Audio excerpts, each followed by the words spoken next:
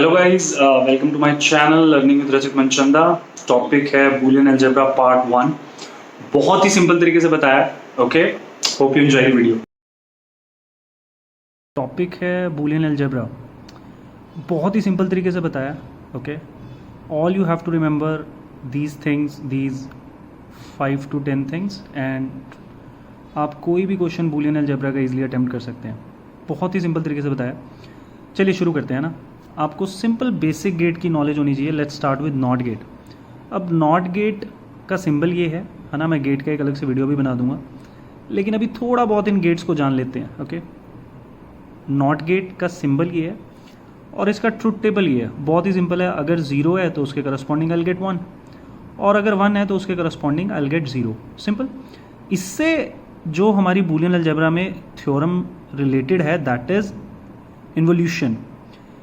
ये थ्योरम जो है ये क्या कह रही है, अगर मेरे पास ए कॉम्प्लीमेंट का कॉम्प्लीमेंट है तो विल गेट ए। बात भी सही है। अगर 0 है तो अगर मैं उसका कॉम्प्लीमेंट करूंगा आई विल गेट 1, और 1 का अगर फिर से कॉम्प्लीमेंट होगा यू विल गेट व्हाट, 0। तो यानी कि आप इसको ऐसे याद रख सकते हैं कि कॉम्प्लीमेंट से कॉम्प्लीमेंट कट जाता है and you will get the only variable जो कि पड़ा है यहाँ पर, वो क्या है, ए। तो पहली तो ये बात आपने ध्यान में रख लेनी है। ठीक है, ये सबसे बेसिक थ्योरम है आपकी। ठीक है, let's move on to the next. हमारे पास नेक्स्ट है एंड गेट, है ना। इससे हमें कुछ चीज़ें याद रखनी है। आप इन थ्योरम्स को गेट्स के थ्रू याद रखिएगा। इस बहुत ही सिंपल है। अब एंड गेट का सिंबल ये है। ठीक है, हो क्या रहा है एंड गेट में, बेसिकली दो वेरिएबल्स आपस में मल्टीप्लाई हो रहे हैं तो मल्टीप्लाई कर देते हैं। अब अगर ट्रुथ टेबल की बात करें तो अगर आप मेरा नंबर सिस्टम वाला वीडियो देखेंगे तो वहाँ पे मैंने मेंशन किया है जितने वेरिएबल होते हैं उनके corresponding 2n number of cases होते हैं। तो यहाँ पर मेरे पास 4 केसेस हो गए, 0 0 0 1 1 0 1 1। एंड गेट की बात हो रही है तो मैंने बेसिकली दोनों वेरिएबल्स को आपस में मल्टीप्लाई करना है। तो 0 multiply by 0 you will gate 0, 0 multiply by 1 you will gate 0, 1 multiply by 0 you will gate 0, 1 multiply by 1 you will gate 1। Simple. तो अगर मैं यहाँ पर कुछ थ्योरम्स रिलेट करूँ बूलियन अलजेब्रा की, वो क्या हैं।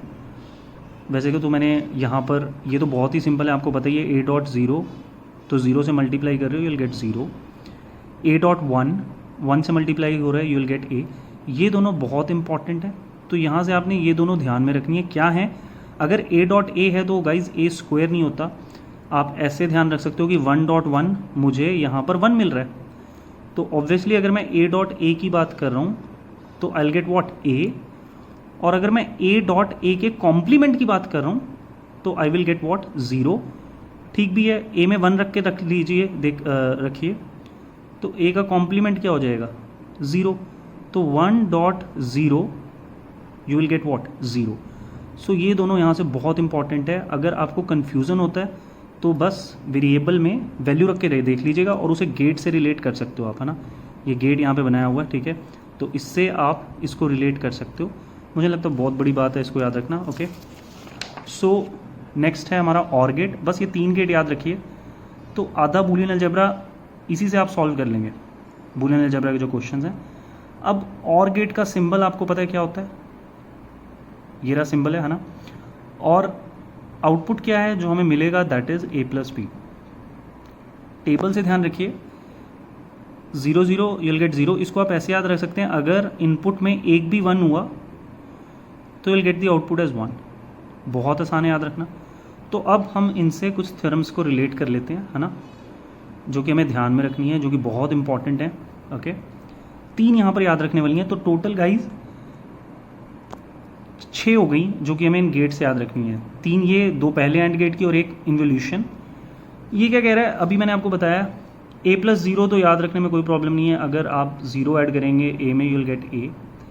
याद क्या रखना है, वो ये रखना है कि a+a क्या होता है आपका, a। सही भी है, because 1 + 1 you will get what, 1। Anything you are adding into 1, this is the very important. कुछ भी अगर आप 1 में ऐड कर रहे हैं यू विल गेट व्हाट, 1। सही भी है, a में 0 रख लीजिए, 1 रख लीजिए। मैंने अभी बताया ना, और गेट को आप कैसे याद रख रहे हैं कि अगर आपका इनपुट में एक भी 1 हुआ यू विल गेट 1, तो बात ही खत्म होगी, तो 1 हो जाएगा। What about A plus A बार? ठीक है, आप ए में चाहे 0 रखिए चाहे 1 रखिए, अगर आप 1 रखते हैं तो 1 प्लस 0 यू विल गेट 1, और अगर यहाँ पर 0 रखते हैं तो 0 plus 1 you will get what 1, तो हमेशा 1 रहने वाला है। बस इनको याद रखिए, क्वेश्चन सॉल्व करना बहुत ईजी हो जाएगा। डिमॉर्गन थ्योरम, आप डिमॉर्गन थ्योरम को इस तरीके से याद रख सकते हैं कि ए डॉट बी इंटायर का कॉम्प्लीमेंट है, तो इंडिविजुअल वेरिएबल्स पे तो कॉम्प्लीमेंट आना ही आना है, ए बार और बी बार, और जो डॉट है वो किससे रिप्लेस हो जाएगा? प्लस से। Okay, on the other hand we have A plus B entire complement, तो ए बार और जो प्लस है वो किससे रिप्लेस हो जाएगा? डॉट से बी बार। बहुत ही सिंपल है, याद रखना, डॉट को रिप्लेस करिए प्लस से, प्लस को रिप्लेस करिए डॉट से। Okay, moving on to the next theorem जो कि बहुत ही ज़्यादा इंपॉर्टेंट है, that is transposition theorem. Okay, अब ट्रांसपोजिशन थ्योरम को आप कैसे याद रख सकते हैं? Let's say we have A plus B and A plus C, इन दोनों को मल्टीप्लाई करना है। अच्छा, इसको ऐसे ध्यान रखिए कि जहां पर भी दो वेरिएबल सेम है, ओके, मल्टीप्लाई करते वक्त this variable and this variable they are same, तो ये दोनों डायरेक्टली आपस में मल्टीप्लाई हो जाएंगे।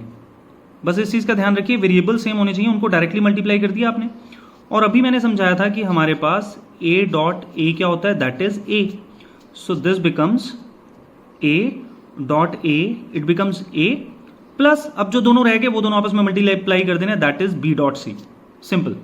तो यानी कि पहले उन दो वेरिएबल्स को आपस में मल्टीप्लाई कर दीजिए जो कि सेम है, तो हो गया A dot A equals to A plus, फिर जो दो रह गए थे उन्हें आपस में मल्टीप्लाई कर दीजिए, दैट बिकम्स व्हाट? बी सी।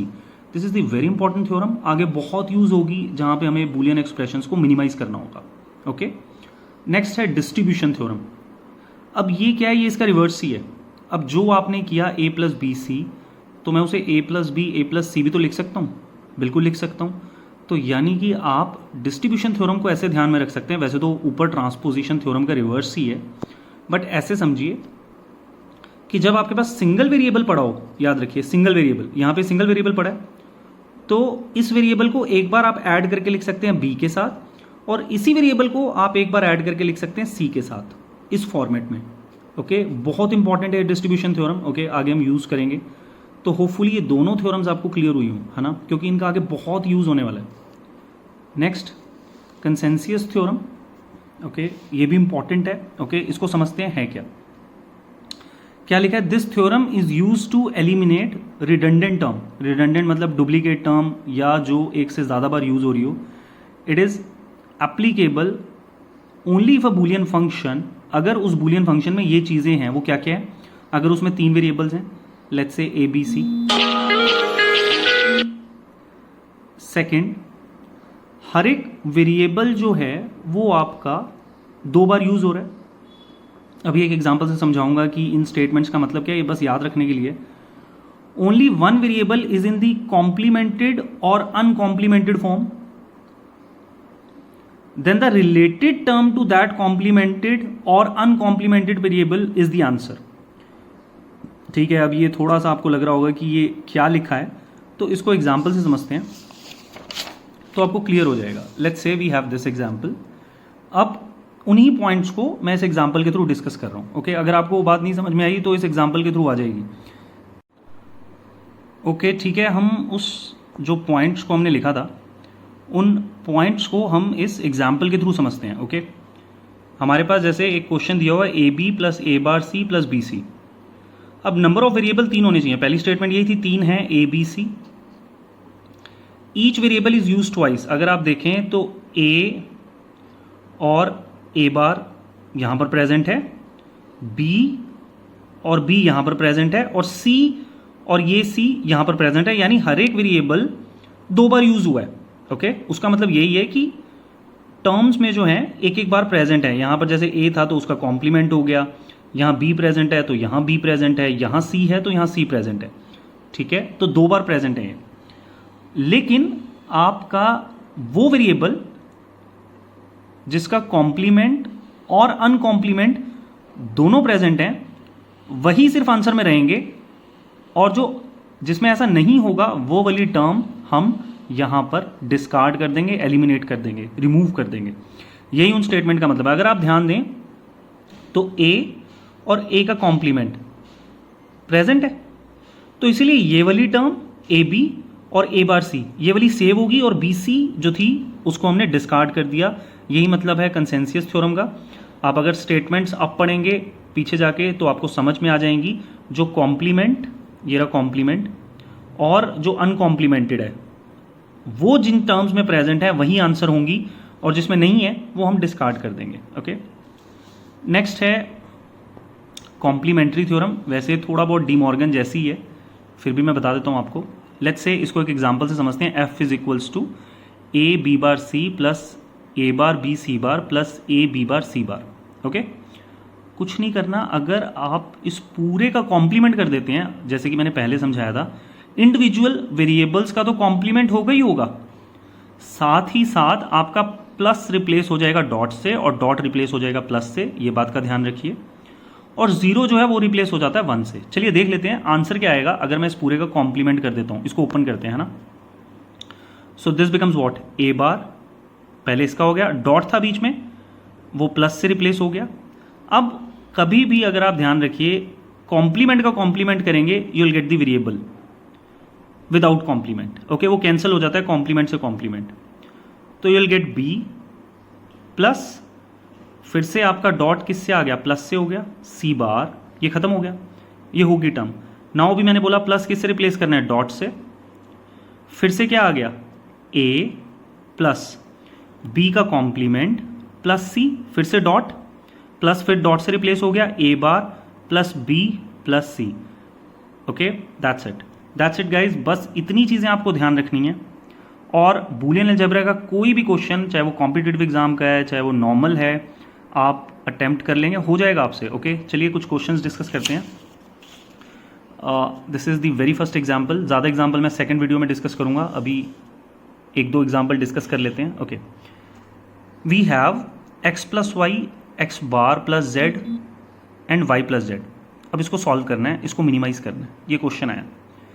तो एक तरीका तो ये रहा गाइज कि मैं कंसेंसस थ्योरम अप्लाई कर सकता हूँ। आप कहेंगे कि वहाँ तो फॉर्म डिफरेंट था, अगर इस तरह के फॉर्म में यहाँ भी अप्लाई हो सकता है। आपने देखना है किन टर्म्स में नॉर्मल वेरिएबल, नॉर्मल मतलब अनकॉम्प्लीमेंटेड वेरिएबल, और कॉम्प्लीमेंट वेरिएबल प्रेजेंट है, और वो हमें दिख रहा है साफ साफ इन दोनों में। ये रहा एक्स और ये रहा एक्स बार, तो ये वाले दोनों टर्म सेव हो गए प्रोवाइडिंग द कंडीशन हमारे पास 3 वेरिएबल हैं एक्स वाई जेड। वो स्टेटमेंट्स ध्यान रखनी है, पहली कंडीशन। सेकेंड कंडीशन, हर एक वेरिएबल 2 बार है कि नहीं, वो भी है। और थर्ड कंडीशन, जहां पर वेरिएबल का कॉम्प्लीमेंट प्रेजेंट नहीं होगा और जहां होगा वो वाली टर्म्स हमारा आंसर होंगी, और नेक्स्ट जिस टर्म में ये नहीं होगा वो रिमूव हो जाएगी। इसलिए हमने यहां पर y प्लस जेड को क्या किया, रिमूव कर दिया। Okay, so this becomes what, x plus Y X bar plus Z. ये आंसर हो गया डायरेक्टली।